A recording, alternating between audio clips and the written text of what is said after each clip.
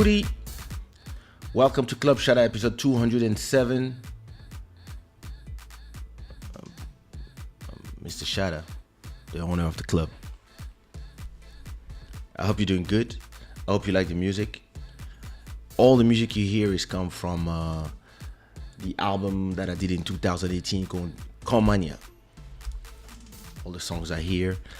That's what we're going to listen to tonight in the background. But I'll do a listening party for this album very soon. I hope everybody's good. I hope everybody is in the greatest of the feelings. I hope you had a great start of the week. I don't even know what I did this last few days. Like, days are just passing by like like, and it's funny because it's like we have so much work that we're doing, and at the same time it feels like, what did I do today? You know, like, you spend so much time watching videos on YouTube. I think I walk 5 kilometers too. Then I went for a massage. Oh, she killed me. You know, muscle pain. When you walk a lot, you have to it's something I learned from doing long walks. If you walk 50 kilometers per month, you have to get massages like every week to make sure the tensions in your body are fixed. So that's what I do, you know, especially when you go to the gym as well, you know, like all these tension points, you have to have somebody who know how to fix them. But damn, these fingers, Eliana, you kill me. But hey, you know, this show is brought to you by Shada, where the gods of good fortune. I hope everybody's good. Listen, thank you to all the new subscribers. Jacob, Fania, Zuxenanet. Ah, listen. The name, the Jew 43. Abi, etc. Listen, thanks to all the new subscribers. I want to acknowledge the stream royalty for the month of May, who is no other than Mr. Body Sadva with a donation of $52. You want to become the stream royalty for the last episode remaining of the month? All you have to do is do a donation and top up this guy right here. Thank you to all the donators, all our sponsors who are making this show possible. Don't forget that now I have a Discord server where we can talk about the show. We can go there and chat. So I have a Shada Gang server for the YouTube subscribers. All you have to do is make sure you are a YouTube subscriber, and then you have access to the Shada Gang server or the Gang server, where you can, you know, talk about whatever you want, maybe give idea of future shows and talk about your actuality, etc. This is so, it's open to everyone. So yeah, make sure you go and be part of the Discord. Link is always in the description below. Look at that. Here they are. Here they're coming. Was good, Stream Element Bot. Was good, Joel. How are you, my dear cousin? I hope everybody is fine. Send my regards to everybody in the family. Juju Zhao, what's good? I hope you are doing great. Raben, what up? Master Electronic, how are you? As always, tell me what time it is with the flag of where you are listening us from and what time it is for you. It is midnight and 47 minutes for me. So I want to talk a little bit about the little things that I'm changing in the show.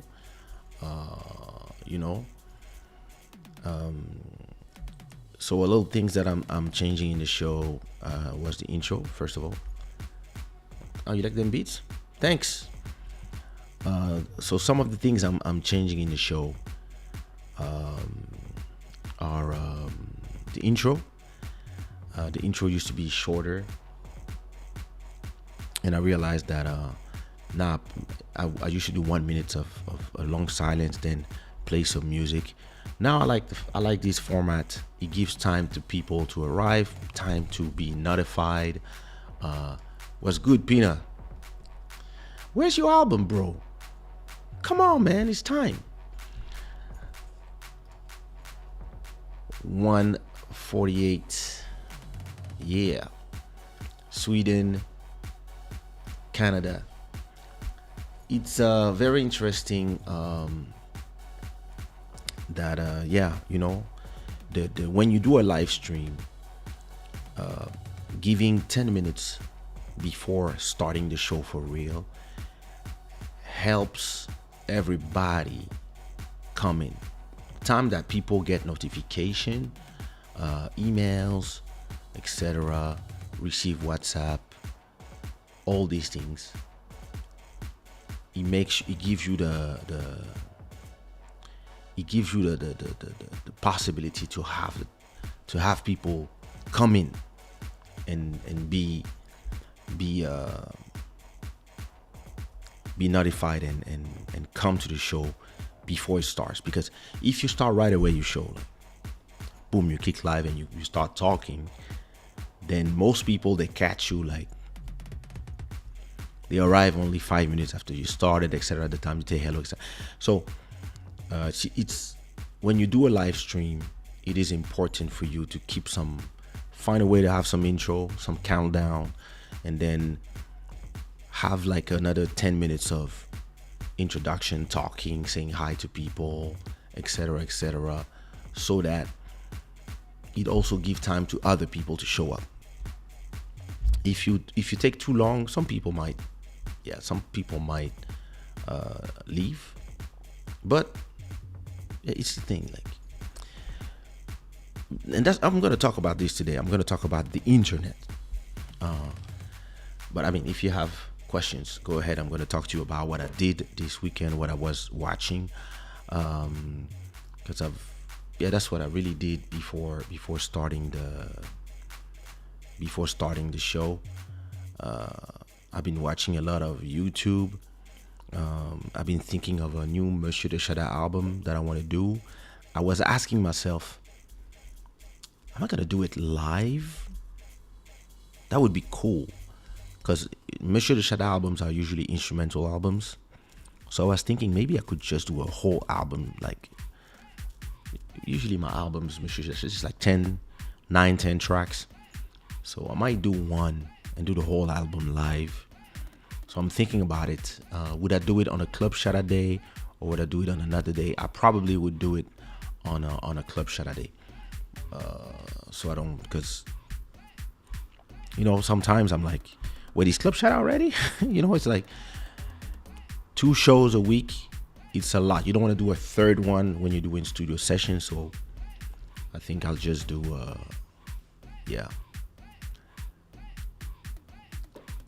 So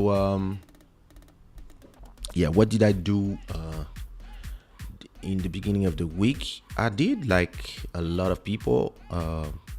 First of all, I wanna before I start with what I'm doing, what I did this week, I want to extend my prayers to everybody in Texas, because listen, as a parent,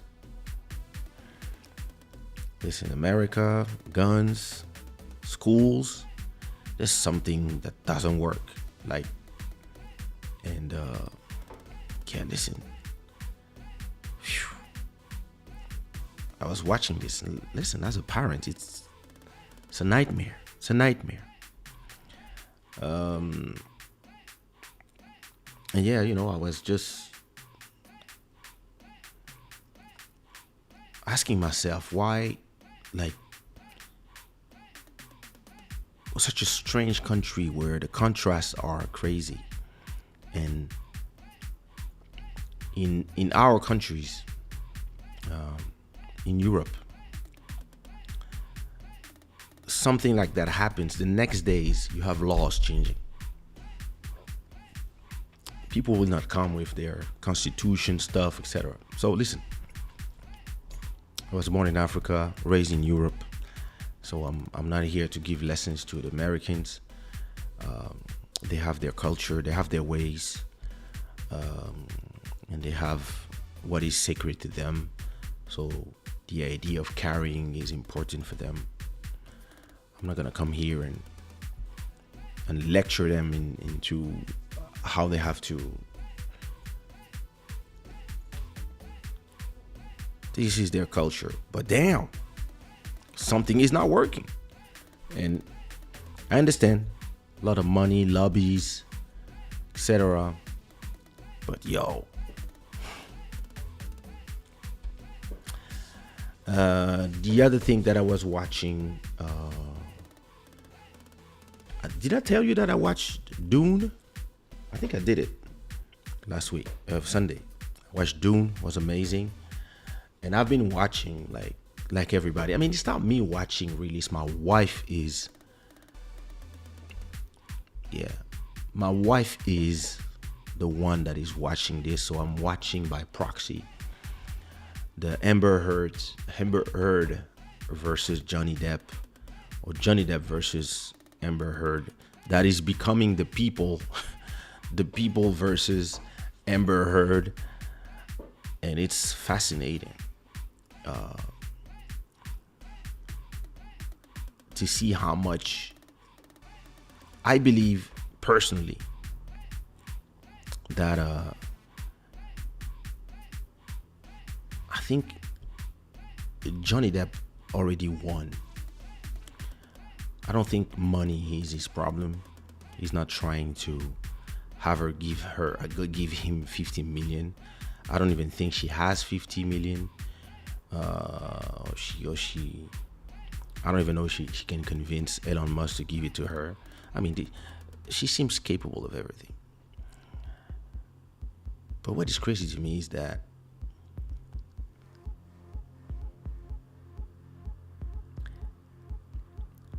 in this era, and I talked about it the last episode, so I'm not gonna go again to it. But in this era of Me Too movements and all these movements, whenever somebody accuse you of some specific hashtags, something phobic or something ist, like, it's over.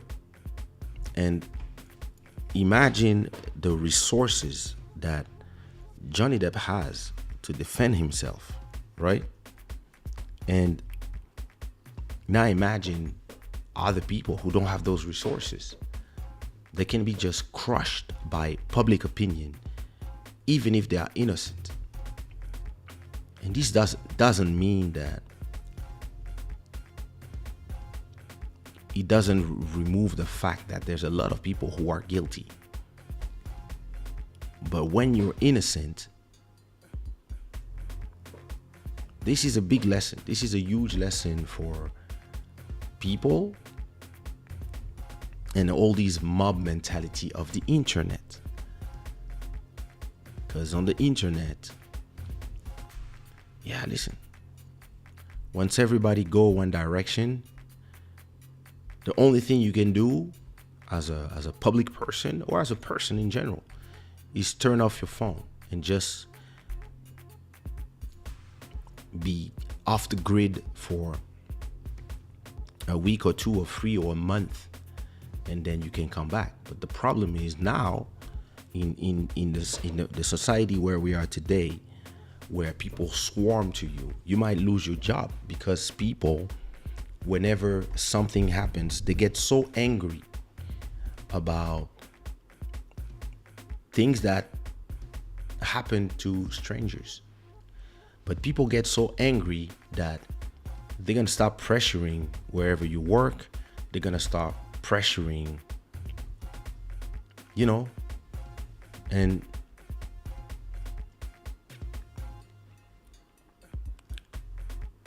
you might lose your job for something you didn't do. And you have to be able to prove it. You have to be able to have lawyers who will be able to prove it. And when you have people who have all their life, people, some people have no problem lying. I know a guy that I knew like back in the days in France. The guy was lying about everything. And he would lie about things in front of you when you know exactly he was lying. Some people is crazy the way, yeah, they don't care. Like for them, what matters is the result. How we got there doesn't matter. To me personally, what matters is how I got there. I could do so many things so faster, but if I have to disrespect people, I can't. But you have some people, they don't care. You just come and they will lie. And then when you get caught on the lie, you add more lies. So you have this woman who, but listen, I'm not for one team, I'm not for the other team. I keep saying it, but look at her defending herself with saying crazier and crazier and crazier things because she knows that she hijacked a movement the first time. So she's trying to hijack it again. And those movements, they're super silent because they're like, after Jussie Smollett, no.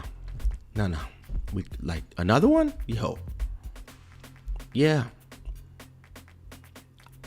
With great power come responsibility. So it's incredible to look at like you can see when Johnny Depp's team is well prepared, all the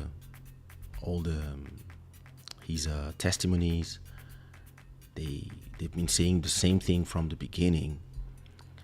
On the other side, they keep bringing stuff, adding stuff, and they have some strange ass testimonies. There's some strange ass people come to the stand to try to defend her, and the stories they don't add up. So listen, of course, a lot of us came from here. We already kind of heard some tapes. We already kind of had our idea. But it's interesting. I believe that, yeah, Johnny came here just to clean his name. And I think the mission is accomplished already. Whether or not she will be found guilty, I don't know.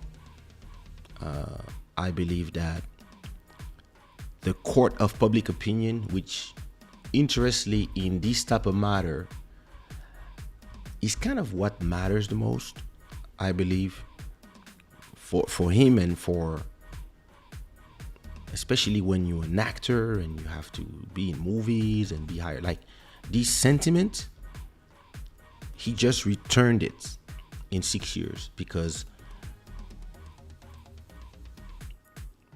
that's about cleaning your name when somebody accuses you of something that you didn't do. And that's how he feels probably, and that's what he says. We'll see how it goes. It was 3 interesting weeks. It's interesting to see. It's interesting to see how the internet is all over it. Like TikTok and YouTube. Yo, like you say something, as soon as there's a crazy moment, people like they're watching live, they're recording live, they just, as it's playing, they cut and poof, they upload, and it's on YouTube. And it goes with what I want to talk about today. Hi, I'm the internet. It's like, yo, it's incredible how the people,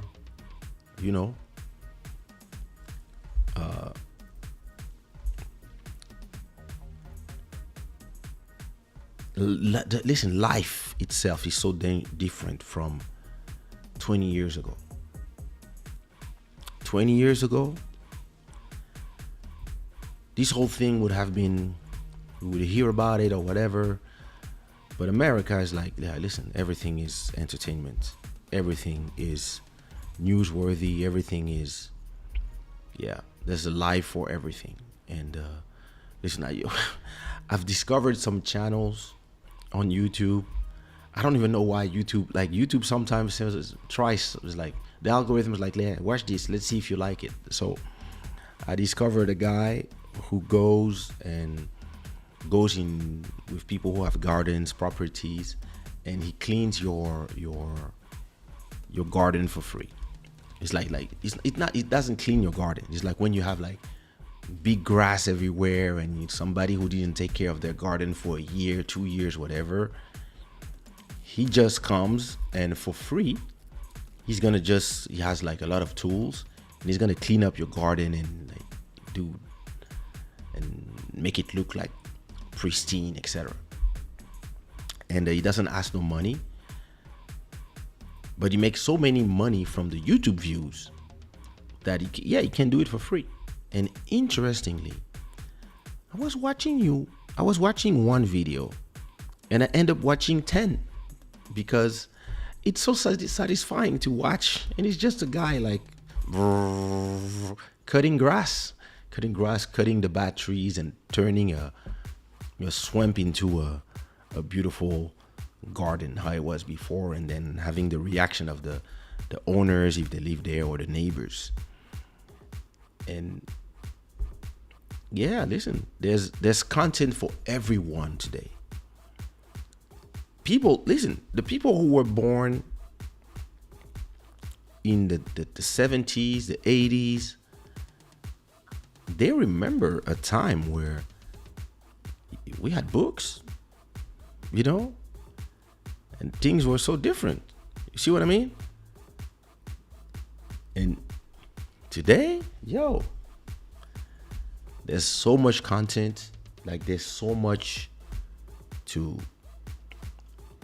watch for everything. Like type Amber Heard on YouTube and you're gonna have so many videos about this whole situation between them, from people who are studying her movement, her face, behavior studies, other lawyers reacting, lawyers commenting live on the work of other lawyers, because like has changed to a place where everything happens almost in real time. Where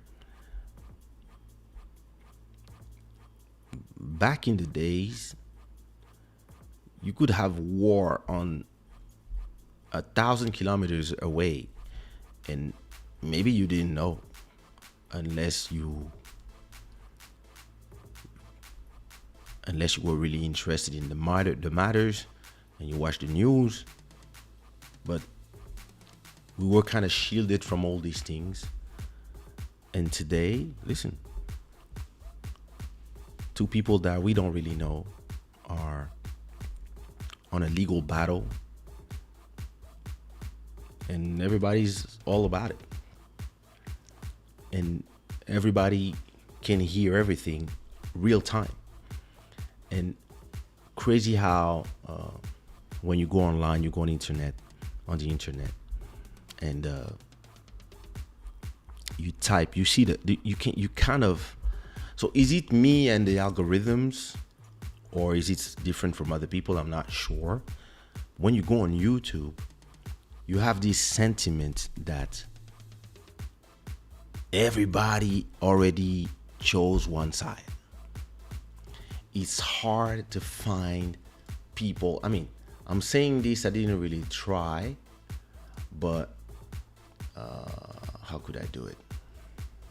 Let me go on YouTube. So if I go to my YouTube and I type Amber Heard, look, all the results are about this. And most of the things that I received are either neutral, but most people, they're like, we all know she's a liar.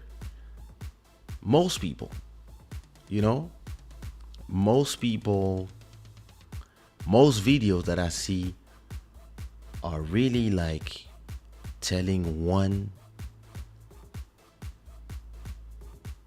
Yeah, I mean, I think everybody is believing one side more than the other, and it's very telling.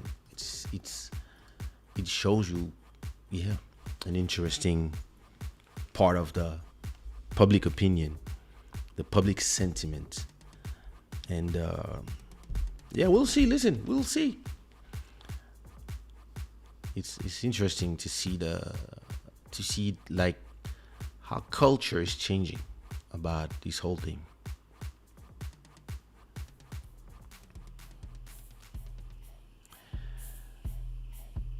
So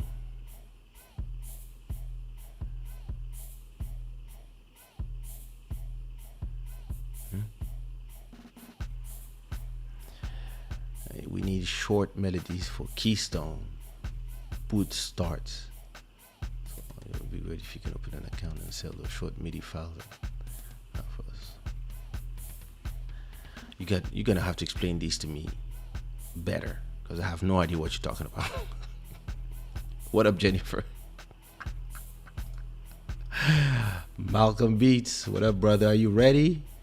We have a single with Malcolm Beats coming out in 24 hours. It's gonna be crazy. DJ Alma, what up?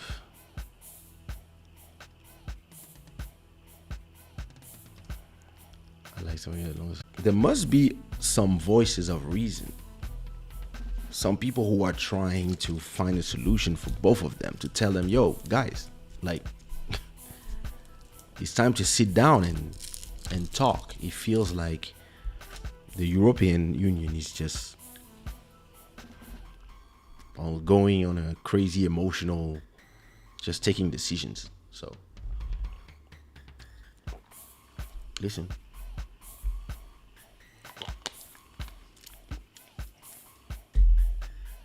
And because Russia seems to have thought that it would be a 2-3 days war, and Ukrainian people actually are defending themselves well. So, but you see, it also shows how this world is going so fast that people don't even have time to be horrified about anything. I remember I was in Belgium when the war started, the invasion started, and the whole world was going crazy about it. And then it was Johnny Depp, and now it's monkeypox. And one subject chases one. Like when there's one, it just obliterates the next one. So listen, when that war started, COVID didn't finish. We were still like, and then listen, people were still fighting about wear your mask, don't wear your mask. I want to wear my mask. I don't want to wear my mask. I want people to wear their mask. I don't want.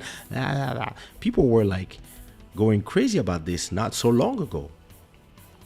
And now, yeah, people are on to the next thing. So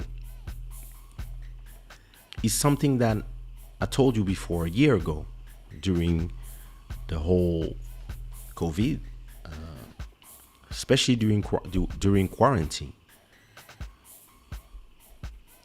In the beginning, I was obsessed with TV. I wanted to know numbers. I wanted to know how many cases. I was obsessed by the whole thing. And then I just start watching something else, because the fear mongering, the way people are just using all this.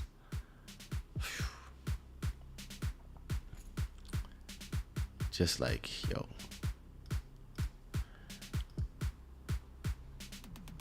Listen.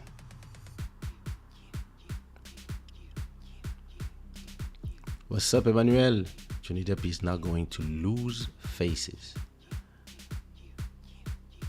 I have no idea what you meant. Lose faces? What you mean?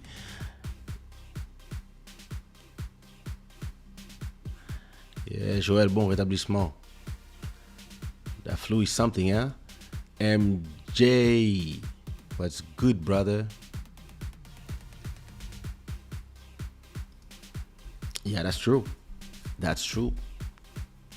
But I believe that she don't believe that. An expert had to tell her, yo, listen, you're not what you think you are. Like, you know, I saw Aquaman and I was like, yo, that girl is cute. Like, and I mean, you know, I didn't know her. I'm like, I didn't recognize her personally. And that's because of when I heard the Johnny Depp thing. That's when I was like, oh, that's the same person. Because, I'm discovering her way more, actually, because of this whole thing. And I'm like, yo, she reminded me of people that I know. Like, I know this type of narcissist, but yeah, other than that, listen.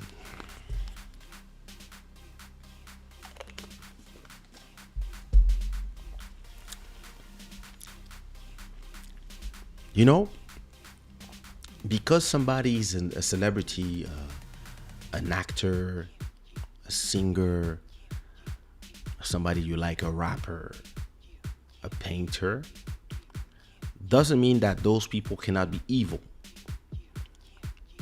And her group of people, they seem like some people who are scheming, you know? They don't have problems all concocting a plan so they can kill you, maybe. Those people, they look dangerous. But hey, listen, I'm not here to judge. I don't know enough of those people, so I'm just saying how it feels for me, of course.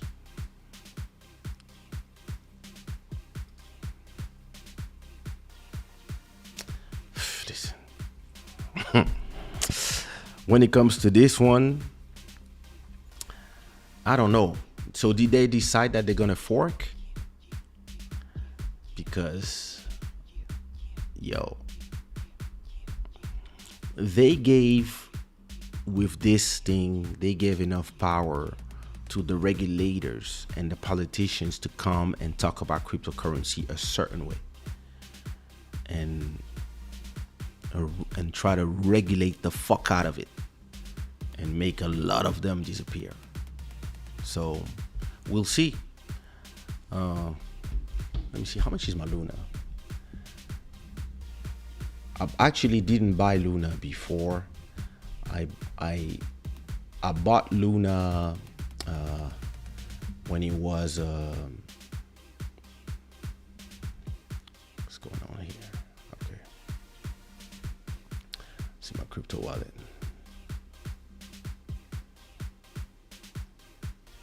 Yeah.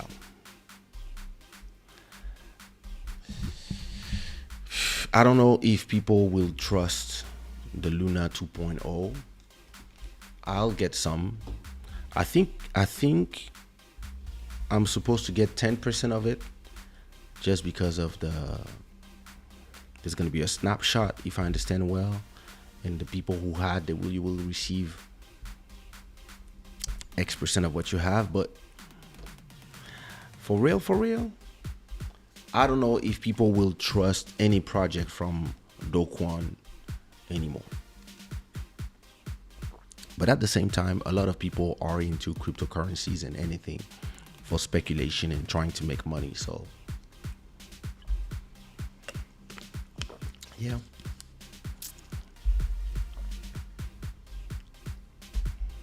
What you mean, freeze? What froze? Not me. Oh, Dahlia.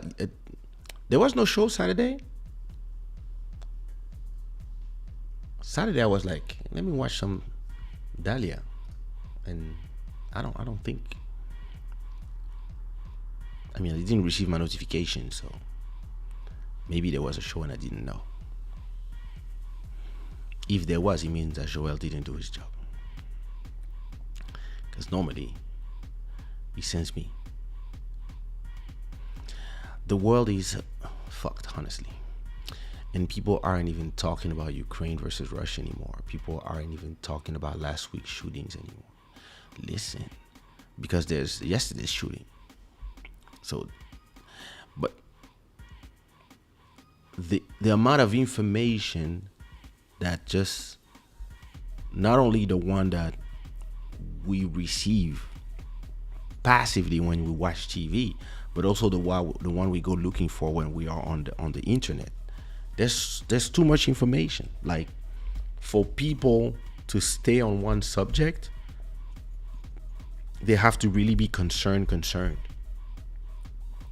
Everything else, like, yeah, listen, it's because the information is global. Back in the days, everybody had their own local thing. Like, when I was growing up in Kinshasa, I mean, before I was 7, when I was too young, but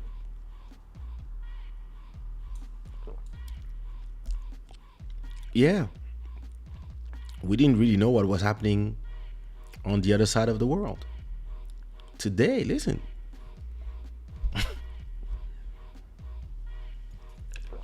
people are going crazy about things that are happening in the center of China, and they go to the street to protest, and they might never meet the people they're protesting about, and they might never go in the places that they want to change, but they're still in the street. So everybody became so global. You have people who hate Amber Heard or who hate Johnny. First of all, she will never have the money. I mean, I don't know how much money she has, but she will not have the money to give him 50 million. So I think he needed the world to hear him, and the mission is accomplished. Now,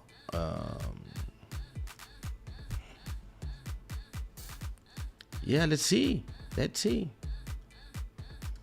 Luna, the greatest. Yo, listen. What? 6 suicides.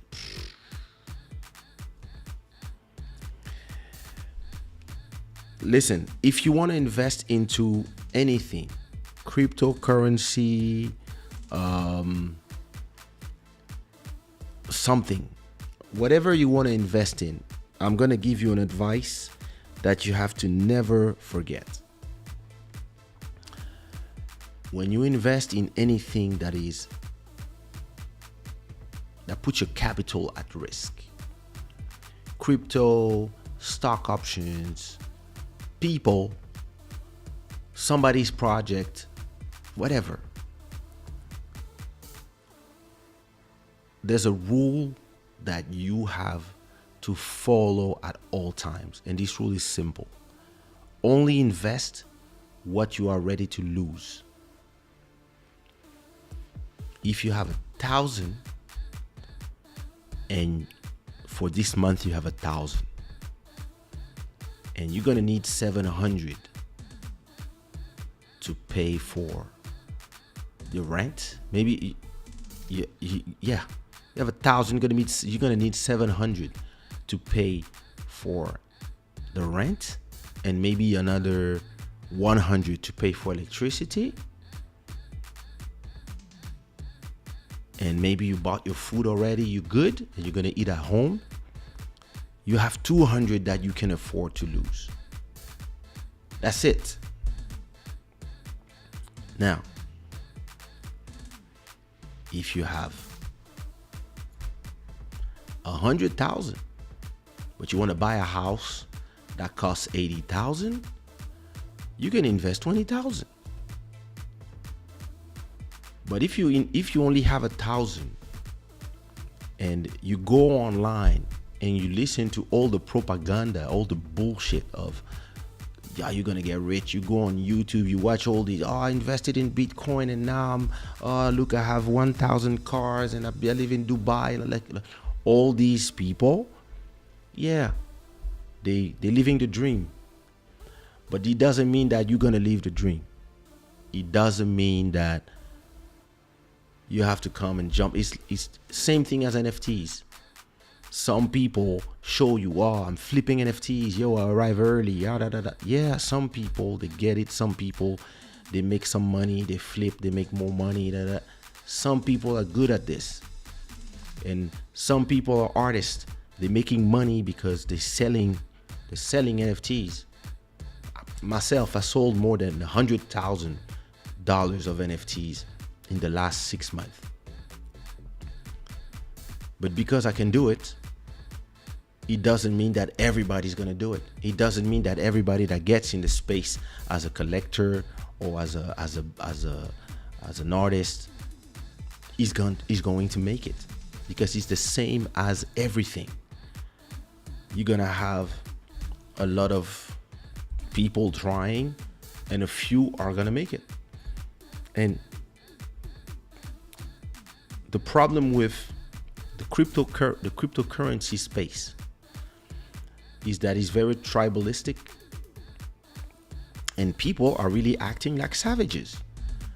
Oh, I'm team this, I hate team that, and I'm go crazy, and I go on Discord, and I go on Telegram, and I go on Twitter, and I'm just like every day, like, Shiba Army, XRP Army, the lunatics, the this, the that.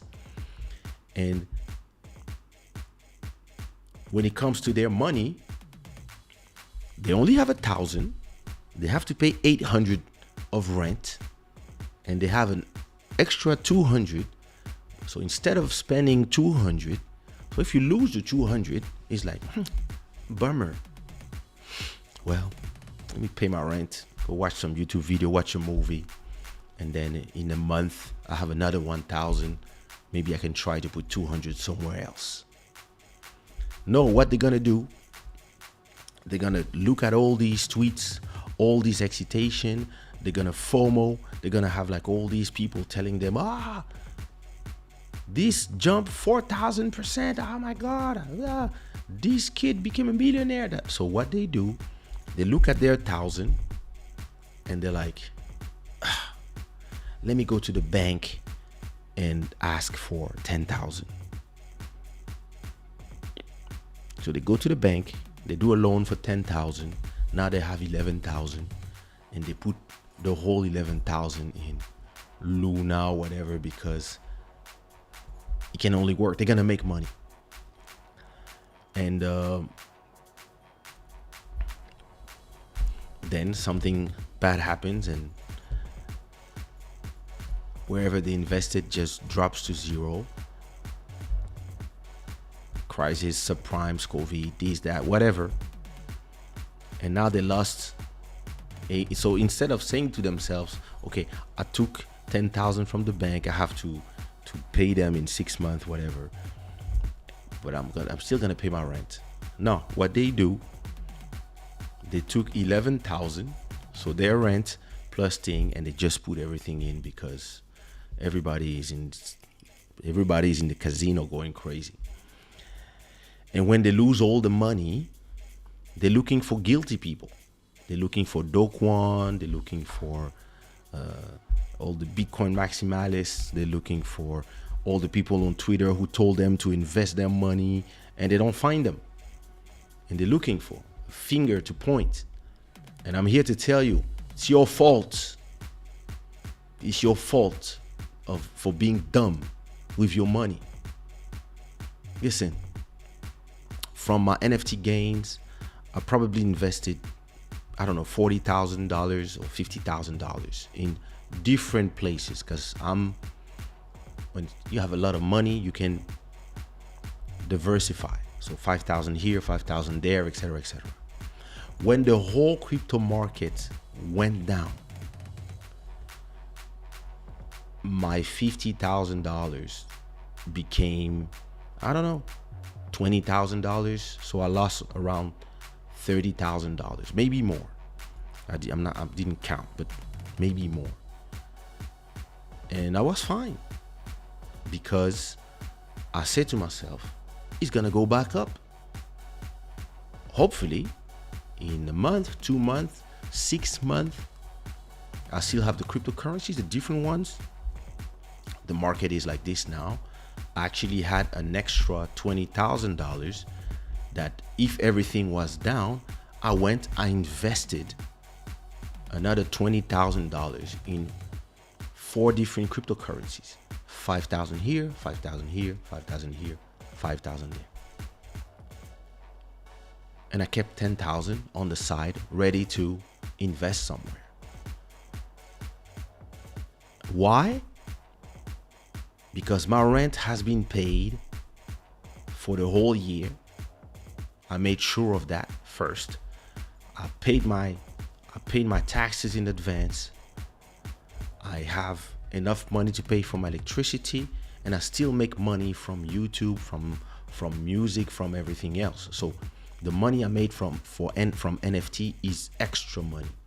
I'm gonna use some of it to go on holiday with my family, but most of it I can invest it, and I can afford to lose it because this is not even my main revenue. So I was like, yo, let me buy, especially the market is down. Let me buy some stuff. I even bought some Luna. I bought like $500 of Luna, saying to myself, who knows? Who knows?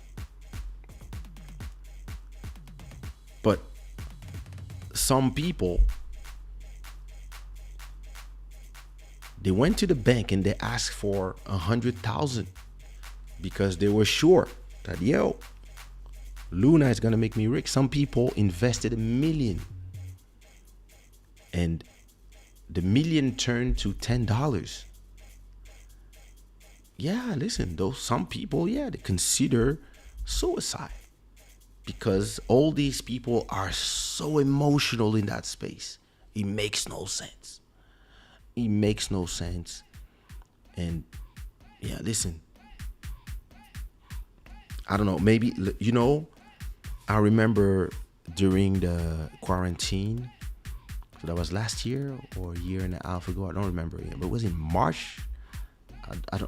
Bitcoin was at $3,000 one night at 2 a.m. I was like, what? Bitcoin is at $3,000? And I remember in my bank account, I had, I don't know, 4,000 and something. I was about to receive some royalties, but I was, we were in quarantine, so we're not doing any shows. All my revenue was from music, from my back catalog. But I knew I had enough to buy 1 Bitcoin. And it was like 2 a.m. And I said to myself, yo, let me buy the Bitcoin. Let me buy it. But if I bought it for 3,000, I would only have like 1,000 left in my bank account, 1,005. But I was thinking, we're in the middle of a quarantine. If there's anything going on, like anything, problem with the kid, COVID everywhere, it was like we were all locked in the house. Like, what if I need 2,000 tomorrow for emergency, something happens in Africa to a member of my family, and my mom tell me, listen, it's too complicated. We need to buy a plane ticket. It costs 2,000. Do it. You have to do it now, and we'll figure it out after. Like, emerge something. And I was like, I'm gonna be paid in 5 days, but I don't want to be with taking that risk for even for 5 days. So I bought $500 of Bitcoin. just 500 instead of a whole Bitcoin. And I think 2 or 3 months later, Bitcoin shoot up. It shoot up. It went up until $60,000. So from 3,000 to 60,000. So it was a 20x. So my 500 became, it became 10K. So I still made money, but instead of having 60,000, I had 10K. And from the 10K, I bought a nice bag to my wife. And then everything else I invested in Ethereum, XRP, this, that, Shiba, whatever. Shiba exploded after I invested a little bit in it. So I still made some nice money, but I didn't make 60K. And I don't regret, because I'm not alone in this house. I have children. I have to pay the school of my children. I have to pay the rent. I have to feed my children and my wife. And I have to be there if anything is needed. And investments, promotion, shows, this, so I was like, hey, you know what? Yeah, maybe I could have put 1,000 and made 20K. But I was like, nah, let me be conservative, because we are in the middle of a situation here. So I understand the distress of somebody who invests everything they had on Luna and lost everything. I understand them, but at the same time,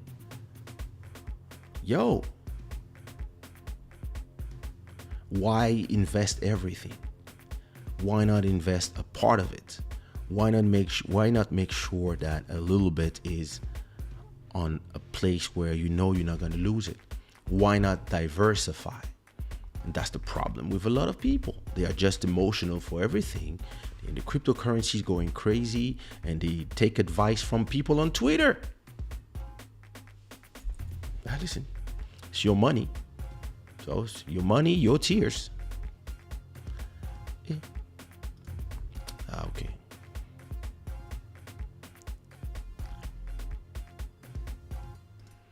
I come back and K still looks hotter than ever. Bam! I'm joking. Thank you. It's a matter of minutes to find out what's happening on the other side of the world. Yeah, that's crazy. That is crazy.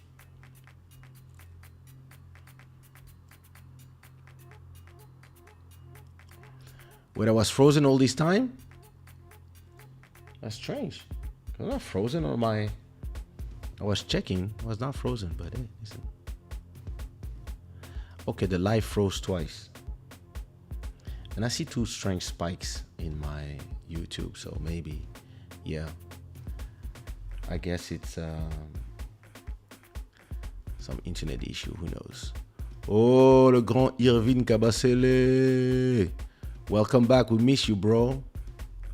Why is this show freezing? I don't know. It's not freezing here, on my monitor, everything seems fine. So listen, I don't know, maybe my internet has problems. I don't know. Let me see what it says. YouTube says excellent connection. So lots of love for you, Emmanuel. I think with all this info, we are becoming more desensitized to the ills of the world. The effects will be seen tomorrow. That is very true. That is very true.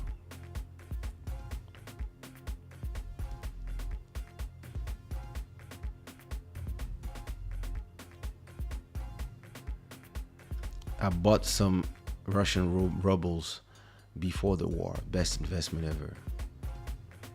Yep. That's a cynical, but that's a good investment. I had that idea, but then I was like, nah, I can't do that.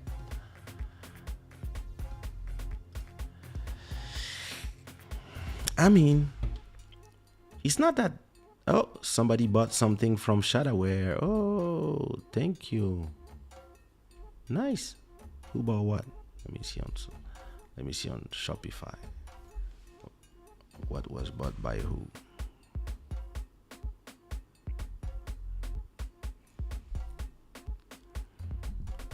Oh, nice. Somebody in South Dakota bought an XRP Army t-shirt. Thank you for your order. Indeed.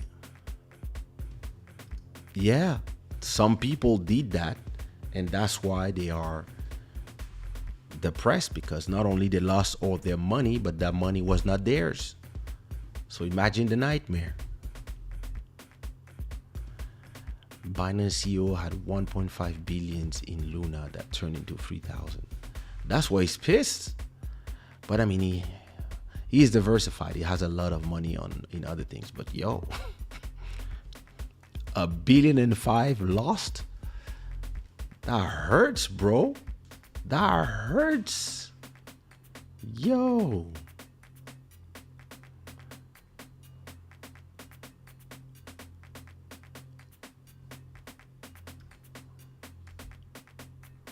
Hey, when I have a new subscriber, now I check the icon. All right. All right.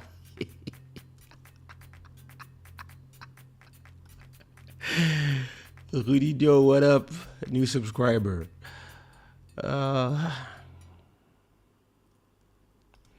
Taking the risk sometimes used to pay out, but not most of the time. Yeah, listen. Some people love the game. Some people love the game.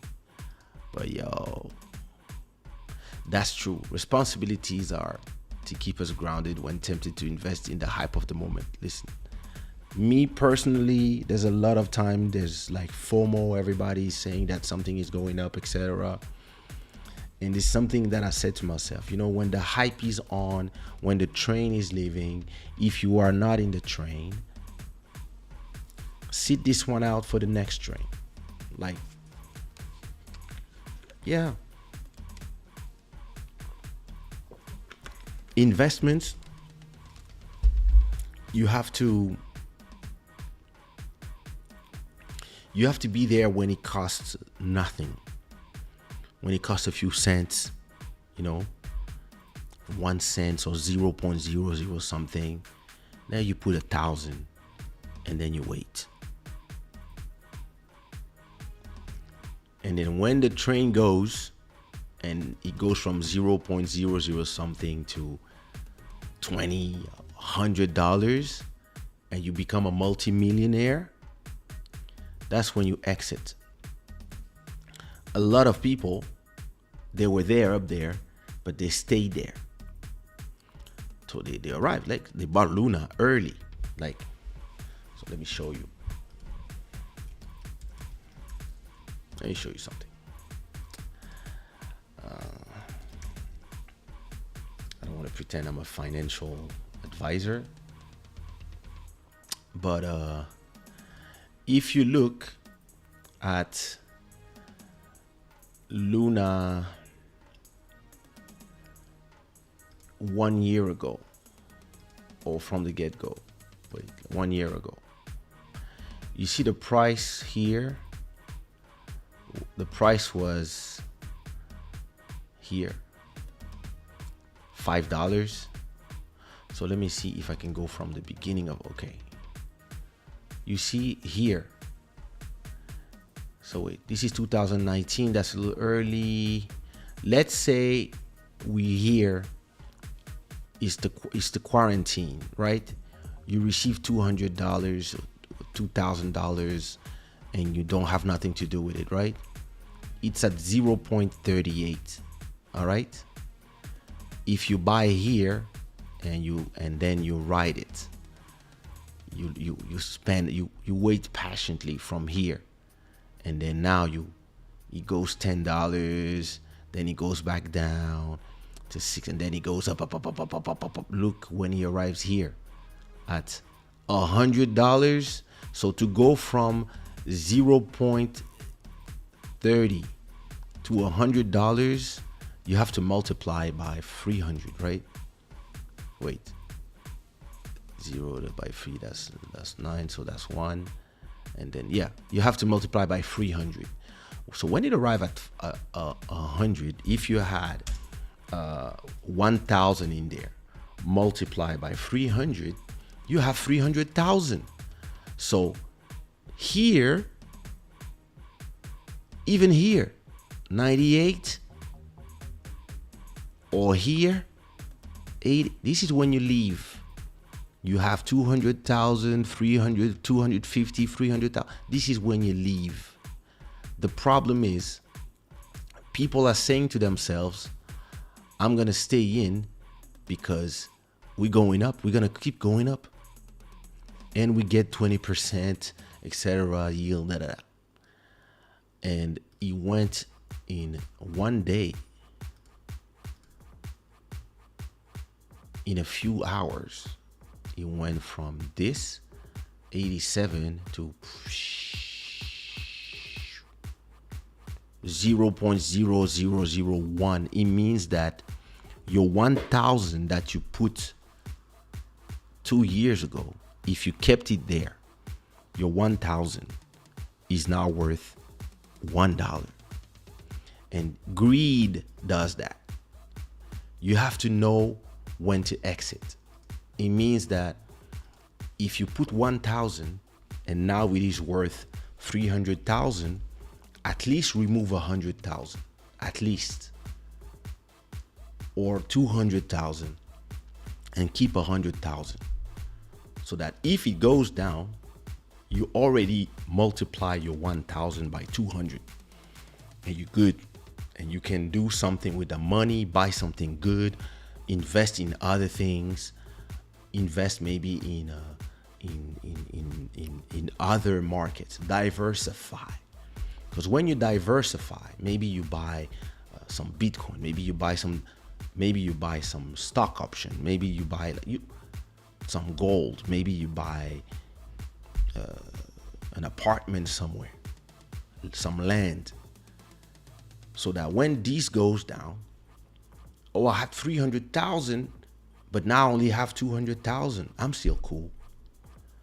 But some people, they took everything they had and they put in one thing because they're obsessed with whatever crypto. They're obsessed with, oh, I'm team this, I'm team Shiba, I'm team XRP, I'm team Bitcoin, I'm team Ethereum, I'm team Luna, I'm team whatever, I'm team NFT Ethereum, I'm team NFT Solana, I'm team... Listen, I'm team my money. I'm not team anybody. Those people, they don't pay my rent, so I'm not on your team. I'm going to support a few projects that I believe in. I'm going to invest. I'm not going to go crazy, fanatic about anybody. If I put money somewhere to invest, I hope he returns multiplied by 10 or 100. Everything else, I'm not interested. But yeah. Did I freeze again? I see some strange spikes on my YouTube thing. Yeah. But listen, once you have kids, a wife, and people that count on you, yeah, you think before spending your money, going to the casino. And listen, I don't like to take risks. Like, if I can make 10 million by investing, if I can make 10 million by investing, I don't know, 3,000. Let's say I can make 10 million, but I have to invest 3,000. But I need I need maybe 2,000 for something, or I have to pay rent, this, that, make sure that I can, you know, I'd rather invest 1,000 and make 3 million. That's me. And from those 3 million, I will have enough to invest the next time, not 1,000, but maybe 100,000 on another project that might bring me 5 million, 10 million, 50 million. See what I mean?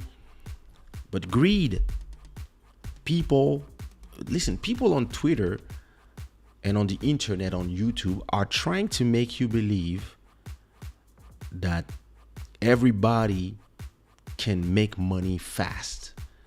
Because you read 10 stories of people who made it fast, you believe that you're gonna make it fast. But you only heard 10 stories for a reason. Because it's only 10 people or 100 people, not 1,000,000 people. So you gotta be smart when you invest. It's the same as music. Do you know how many people, the last 30 years in this industry, you know how many people I met on the way who are not here anymore? Who somehow in their career, poof, they went off-road, they, you know how many people I met? Why? Because same thing. Everybody was telling them, you're going to make it. Oh, you're amazing. You're such a great singer. Oh my God, nobody sings like you. Blah, blah, blah, blah, blah. And you know what I was doing? I kept working. Creating catalog, making songs, making this, making that, producing people, etc., etc. Learning new things, listening to new things, trying new things. One hit, another hit, then another hit. Creating catalog, and now my catalog is generating enough money that I don't need to do any shows to feed my whole family. And some people, they come to me asking me, oh, how can I do it? I want to do I want to be like you. And I tell them, you need 30 years.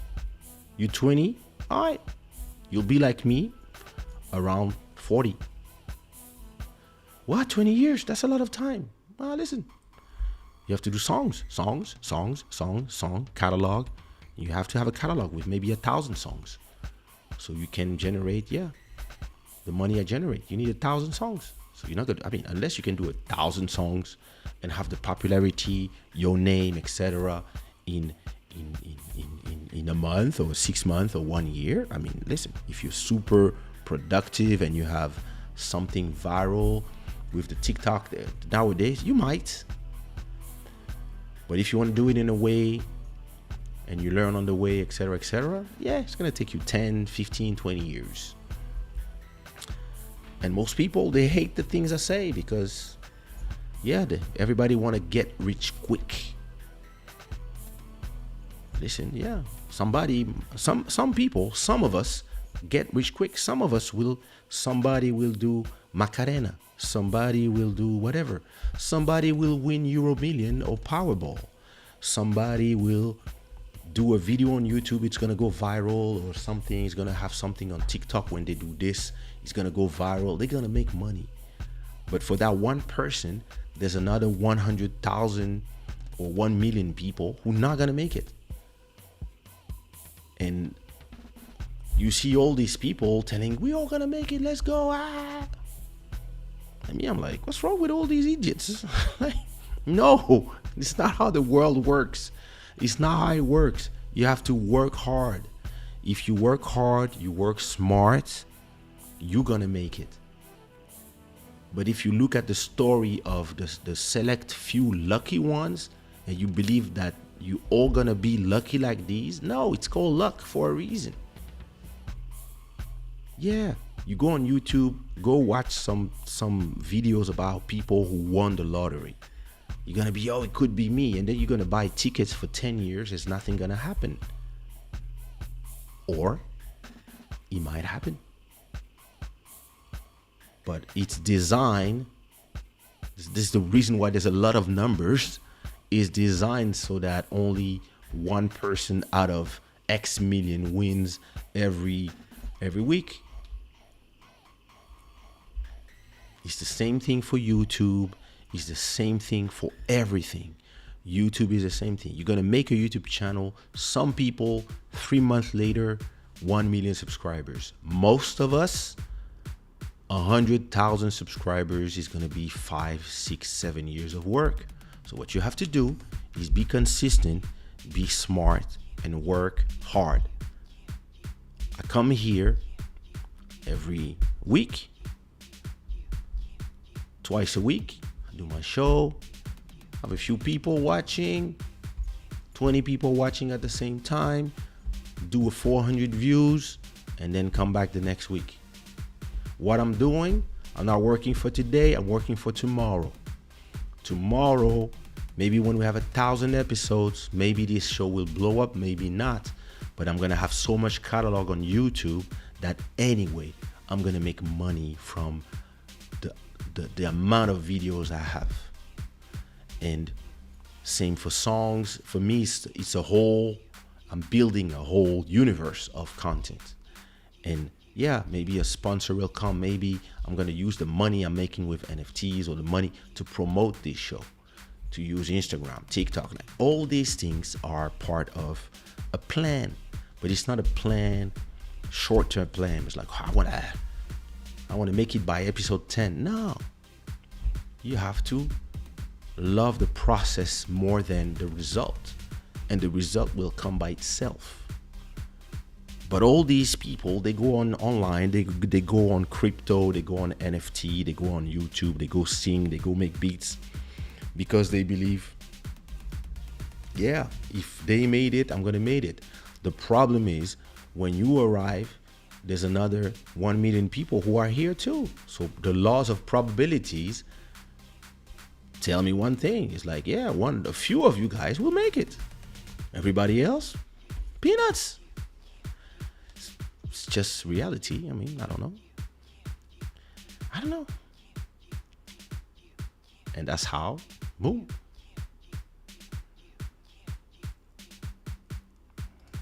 I still can't believe people borrow hundreds of thousands to invest in crypto. Listen.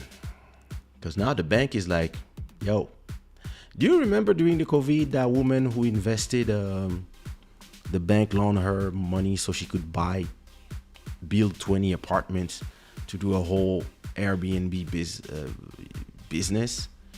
And then COVID arrived and no money for 2 years. And the bank was like,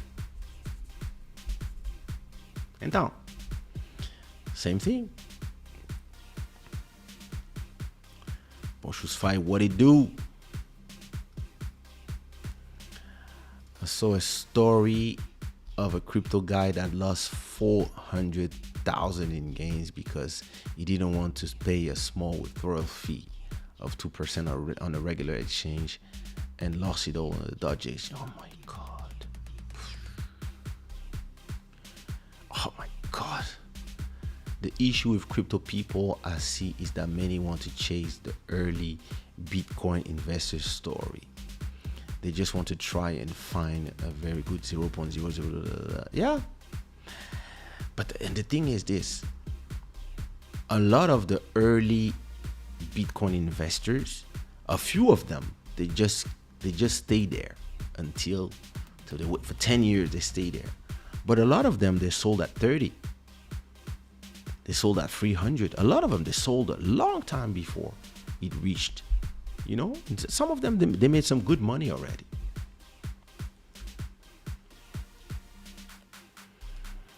If I want fast cash, I know what to do.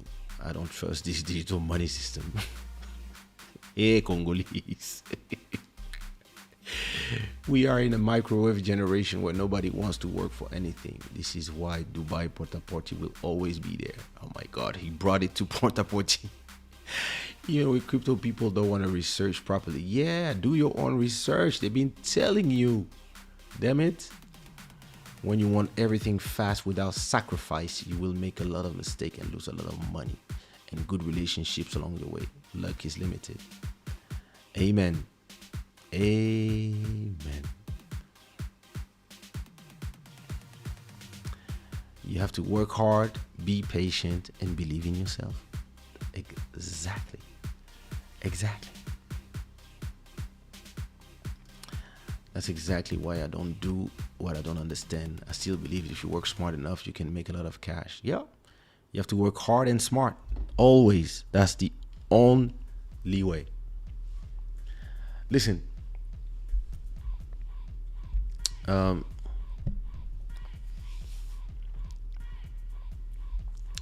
to finish, I'm going to tell you a story that goes into that. In 2004, I just did Sumia album, sold 25,000 copies or 30,000 copies. So this is 300,000 euros. I just did my album, 30,000 copies, another 300,000 euros. So back in the days, we're still selling CDs. And I did the Eligio's album, 10,000 copies. Boom. Another 100K. And Tia's album, another 10,000 copies, more or less. Another 100K. So we're talking about 800K for the company, of course. 800K that is going to be used to, get some money, generate copyright money, and also pay for the tours, pay for this, and bolster the catalog, etc. But we generated all that money, and and at that time, my label Sushiraw is the number one label. It's the number one label in the Caribbean space, in the Afro-Caribbean music. Everybody want to sign to my label, and yeah, Sushiraw is the place. But everybody's complaining about something, and me, I'm like, listen, I do music with people based on the talent and the possibility to generate something interesting. I don't care where they come from. But I hear people say, yeah, but yo, where are the Congolese people? Like, why don't you sign Congolese people? And I tell people, listen, I sign people because of talent, not because of where they're from. And I hear another side of people saying, yeah, but how you doing? You have a Zouk label, Kizomba label, and there's nobody from the West Indies in this label. And me, I'm like, guys, I don't care. Like, I'm just doing music. Why are you talking to me about nationalities? And this is when I have this girl that I was dating, more or less, and she talks to me about her cousins, who are one of her cousins who make beats. He would love to come to the studio and meet me. So I'm like, yeah, bring him to the studio. She brings him to the studio. Two young cats, good looking, tall, coming from the West Indies. And I'm like, yo, I can smell. I'm like, whoa, these guys are hot. I signed them right away. Boom. And they're from the West Indies. Now I can say I have my first group from the West Indies. So I put them in one compilation, start creating the buzz around them, and I'm like, okay, I'm gonna create the buzz for 1 year, and in exactly 1 year, boom, I released the album. So that group was named ABG. And I start working on their first album. On the first album, I bring all my people. I bring Jean-Michel Rotin, I bring Linsha, Princess Lover, like Sumia. I bring everybody. I put them in featuring in all the albums, and like, I'm ready. There's a big buzz, and because I have the number one label at that time, everybody in the West Indies is excited about the idea that I'm gonna have my first French West Indian group coming from my label. So people from the West Indies are super excited. Radios are excited. Everybody is going crazy. People who listen to the first few songs, they're like, oh my God, he's gonna kill everybody. Oh. This is the ABG was the name. So let me show you. ABG. That's the name of the group. That's the name of the first album. I did a cover myself. I as always, Spotify. There you go. This is the name of the first album, C'est Nous-Mêmes. 17 tracks, and the second album is this one. ABC, that's the name of the album, the group. And so listen, I give them the sushiraw treatment, meaning that take them to my photograph, good photos, go buy them some clothes, put them in all the singles here and there so that people already know the name. We do the song I Like It. And listen, no, I Like It was on the second album. But listen, it's the buzz around the album is like you've never seen. Everybody is waiting for this album. So I look at my partner and I'm like, so what do you think? He's like, yo, from what I'm hearing in the streets, these guys are gonna outsell you. I'm like, yo, what, you think so? Yeah. They're doing 50K. Because the way everybody's talking about this album, yeah, we're doing 50K. Like, yeah, listen, get ready. We're gonna do 500K in euros. And yeah, this is gonna be, once we paid all the expenses, this is gonna be 200K for you, that's for sure. Because this is madness. Like the way people are talking about these guys, we have to already organize the tours, all that stuff. Me, I'm like, all right, let's go.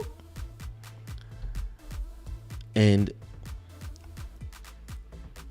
hi, I'm the internet. Listen, the internet said hi. I'm the internet. The same era when this album came out was the moment where the internet became ubiquitous in France, meaning that back in the days you had 1 gigabyte of internet, and if you used more than 1 gigabyte, you had to pay for every extra gigabyte. I think maybe it was 100 megabytes, and the internet was slow and it was limited. And at the same time, you had, when I released my first album, there was no way to copy CDs. If you wanted the original, you had to buy the cassette or the album in 98. Now in 2004, and the internet, for a few months, there's a company called Free in France. And at that time, this company is putting advertisement everywhere saying for 29 euros, so it's like $32, you have unlimited internet, no bandwidth, no capping, nothing. Unlimited internet at high velocity. That's 2004. And the ad is like, oh, téléchargez ce que vous voulez. Download everything you want. That was the ad. So anyway, be a pirate. At the same time, you have the Kaysha, the Lime Warriors, the Napsters, the Mega Upload that are just, especially Mega Upload is like becoming like this big site. But even worse than that, at the same time, you have MSN Messenger that add a new feature called file sharing inside of the message. And they changed the file sharing to, so it used to be you could send like 100 kilobytes, and now they changed it to 5 megabytes. So today you can send gigabytes by WhatsApp, but at that time you could send up to 5 or maybe more. Maybe it was like 20. Yeah, I think it was 20 megabytes. 20 megabytes as a file sharing. So us, we released the album like, yo, let's go. Let's go. And when the album comes out, nothing happens in terms of sales. Nothing. Like, and we don't understand because the guys look good. They're from the West Indies. Everybody was crazy about the album. Blah, blah, blah. So they support their own. That's what I'm saying to myself. And I'm like, this is gonna go down in history like, yeah. And somehow, no sales. So I go to Instagram.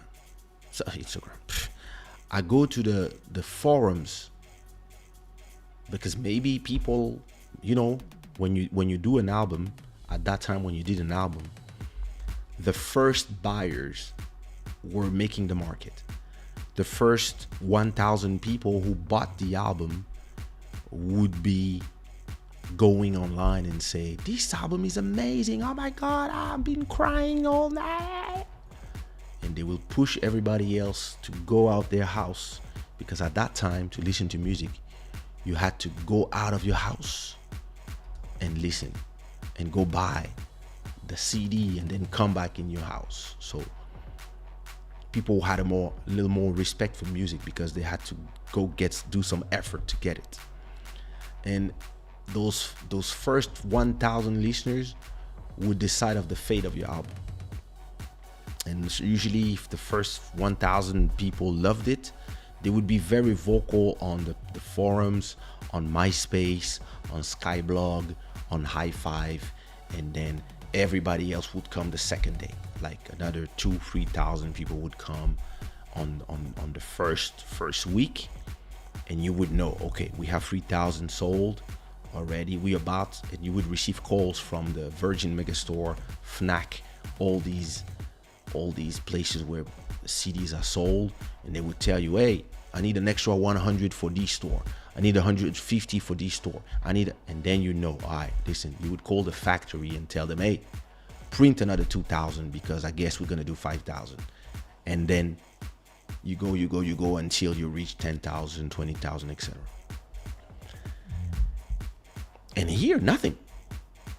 So I go to the forums. And you know what people were saying in the forums? People were saying, this album is amazing. This album is sick. This album is crazy. So me, I was like, I don't understand. Everybody's saying the album is crazy. But then I start seeing the response of everybody. Everybody was saying, yo, this album seems amazing. And instead of saying, tomorrow I'm buying it, they were saying, hey, who has the album? This is my MSN. And people were doing so. So I go on MSN, and the people who bought the first album, the first 1,000, they were like, yo, I have the album, it's amazing. Get back at me if you want it. So I find somebody's MSN, and people were doing group chats. So you could have up to 20 people, if I remember well, in a group chat. I forgot, on MSN. And what they would do, they would take the album. So the first album had 20 tracks, if I remember well. Let me see. So yeah, 17 tracks with the intro, outro. I would say 15 tracks. 15 tracks in wave. So that's, if you turn everything into MP3s, 128 megabytes. So that's 4 megabytes. 4 multiplied by 15. So that's an album of 60 megabytes. If you can send 20 megabytes you put everything in a zip file, you can have a zip file of 15 megabytes. So you divide the album in 3 packs. part 1, part 2, part 3 in zip, and then you send everything by MSN. Since the file sharing is 20 megabytes, you can sell 3 packets of 15 megabytes, and the whole album circulated like that. So that album was super successful, but on the internet. Nobody bought it. Only the first 2,000 people bought it, and everybody else, they got it online. Mega Upload, MSN file sharing, FileZilla, all these places. And I was like,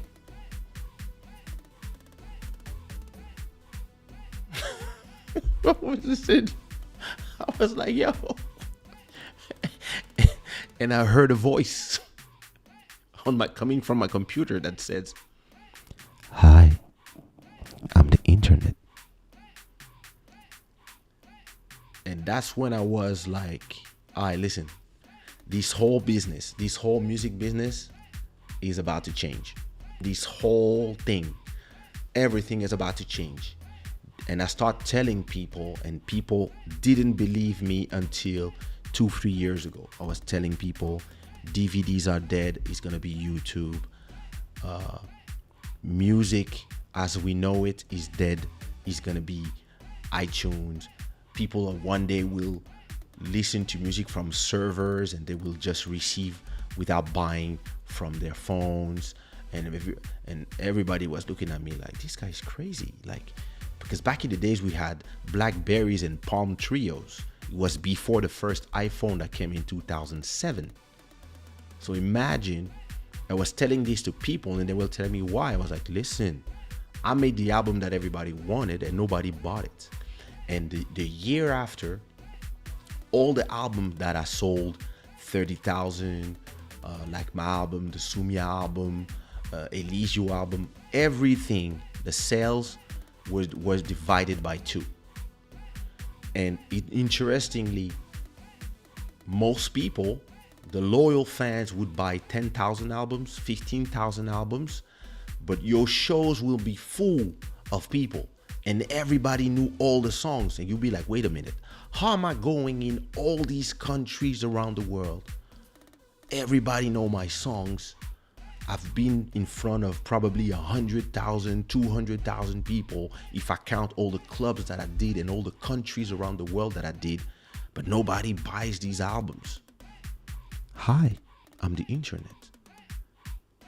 People were not buying anymore because they were just receiving music so easily and they didn't need to go out of their house. And this is why Spotify saved the music industry, iTunes, but Spotify really saved us. Because with Spotify, it's so much less effort to just buy something $10 a month, and you can listen to everything you want. And if you have a back catalog like me, you can generate a lot of money just from people listening to your music, when those people would have not left their home to buy something. I have an ex. She had like 5 PCs running all the time, downloading movies.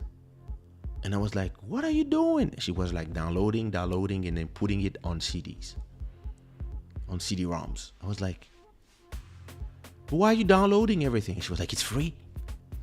And so it created of a new generation of people who were obsessed with having everything. And the first generation of that is my brother. My brother is 35 now. 30 to 30, I think he's 35, yeah. Yeah, he's 35. He's the first generation that never bought a CD. He never bought a CD. He always listened to everything online, on YouTube, etc., etc. And that was the beginning of the change.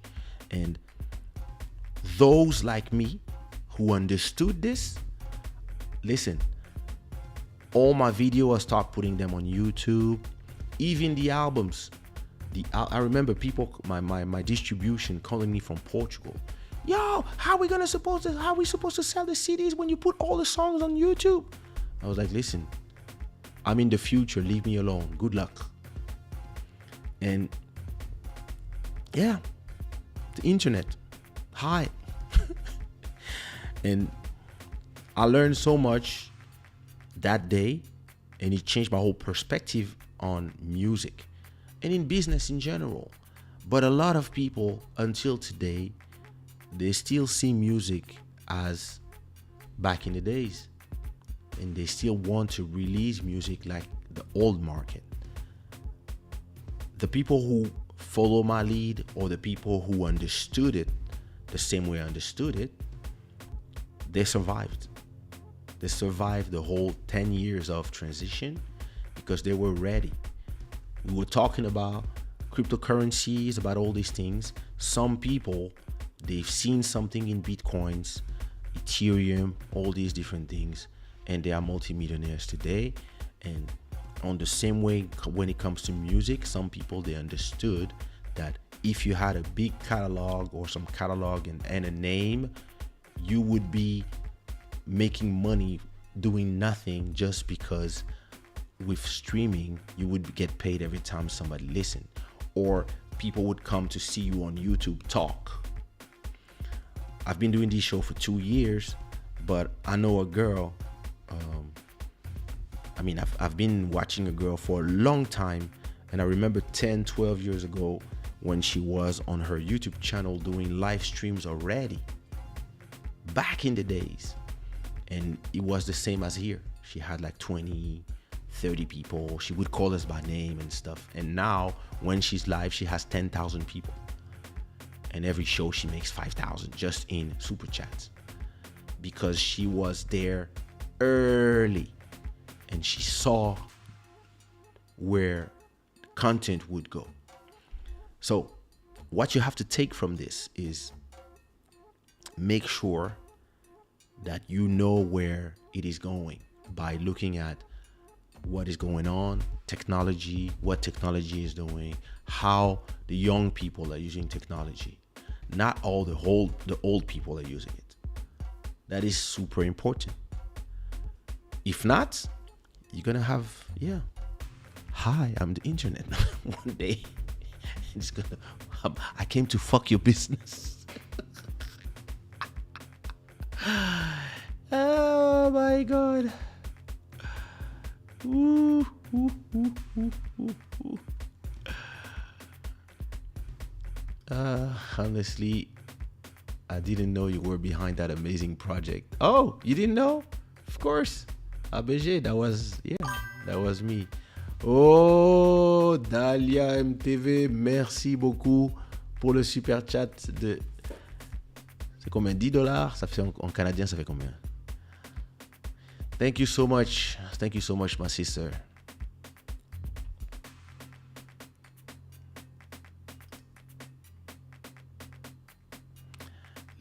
Listen.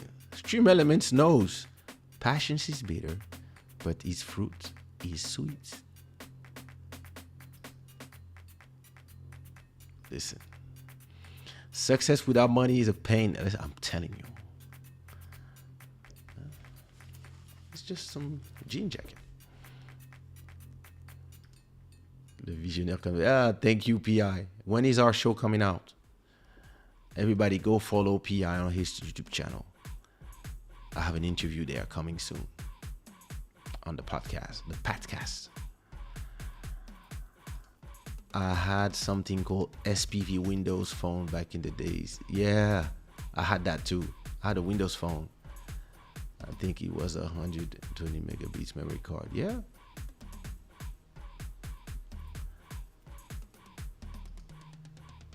Garçon. Freebox changed the internet game in France. Yep. Orange is still struggling till today. They just could not handle the revolution that Free brought to France. Yeah. Orange were greedy. They were greedy. Free? Yeah. They said, listen, $29, you have everything. Phone, internet, 3G, and cable. Yo.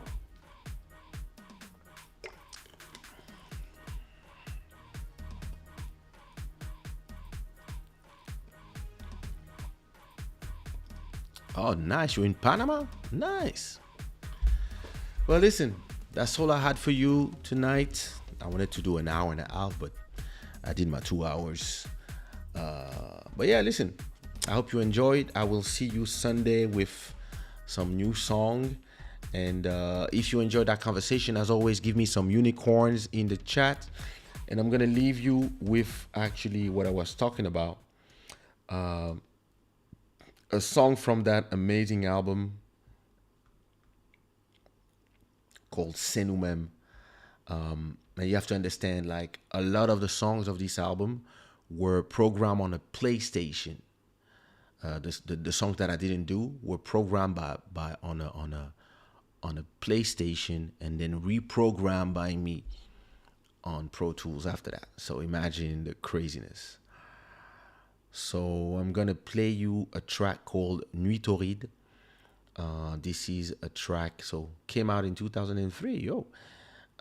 It's Nuit Torride, ABG, featuring Princess Lover, produced and executive produced and mixed by me. All right, my people. See you when I see you.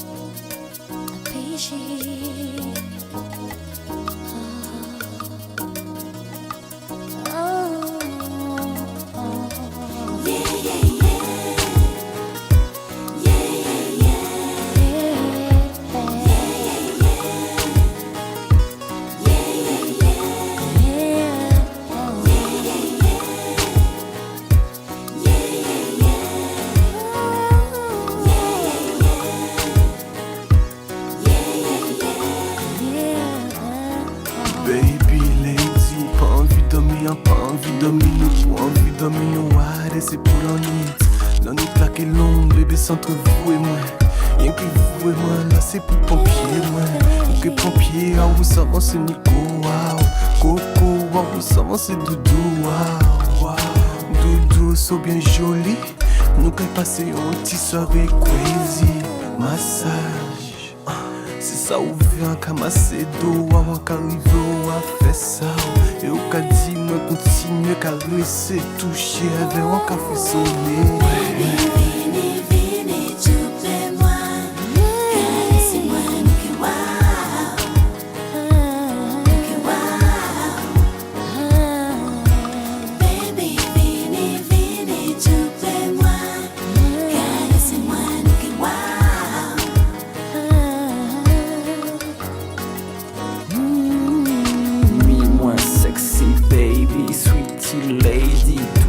C'est sexy story, don't flee, honey on grand lit, ou qu'à crier oh oui, nous qui prend plaisir, tout putain hockey, les bougies j'apparais, des pétales d'orchidée joliment étalés, oh oui, en tes cailles oubliés, des petits coupes de champagne pour nous péder coller serré, nous bien enlacés, nous péquer lacés, déembrasser, coller serré, nous bien enlacés, nous péquer lacés, déembrasser. Baby, vini, tu plais moi.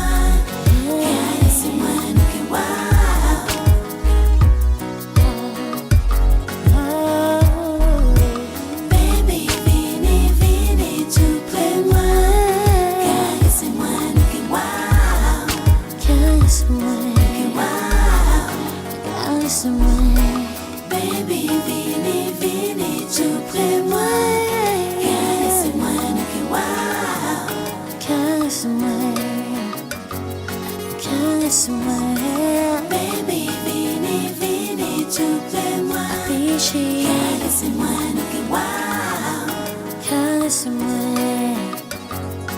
Caresse-moi.